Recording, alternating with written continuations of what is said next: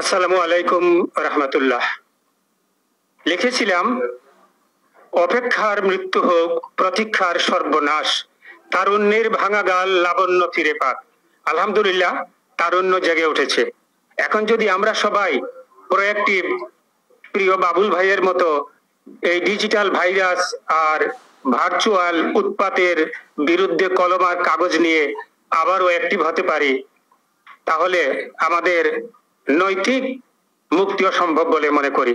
যখন রাস্তাঘাটে হাঁটি, রাস্তার মোড়ে মোড়ে দেখি পান সিগারেটের দোকান, তখন মনে চায়, ইচ্ছে হয় ওগুলো উচ্ছেদ করে জাপানের মতো রাস্তার মোড়ে মোড়ে ছোট ছোট বইয়ের দোকান স্থাপন করি আর মানুষকে বই পড়তে, বই কিনতে উৎসাহিত করি। তো সেটাও সম্ভব। আমরা যদি মুহাম্মদুর রাসূলুল্লাহ সাল্লাল্লাহু আলাইহি সাল্লামের একটা বাণী স্মরণে রাখি, ব্রেকিং ইউর পার্সোনাল বেস্ট, বিশেষ করে যারা লেখালেখি করেন, আর মহান আল্লাহর সেই বাণীটি যদি আমরা স্মরণে রাখি, বিশ্বাসে রাখি, ওয়ালাল আখিরাতু খায়রুল লাকা মিনাল উলা। সত্যেন্দ্রনাথ দত্ত এটার কাব্য অনুবাদ করেছেন, অতীতের চেয়ে নিশ্চয়ই ভালো হবে ভবিষ্যৎ। তো আমরা সেই ভালো ভবিষ্যৎ, সমৃদ্ধ বাংলাদেশের প্রত্যাশায় আছি। ইনশাআল্লাহ আমরা সেই বাংলাদেশ পাবো। আর বাবুল ভাইয়ের সাথে আমার পরিচয় সিলেট বাড়িতে সেই 1986-তে।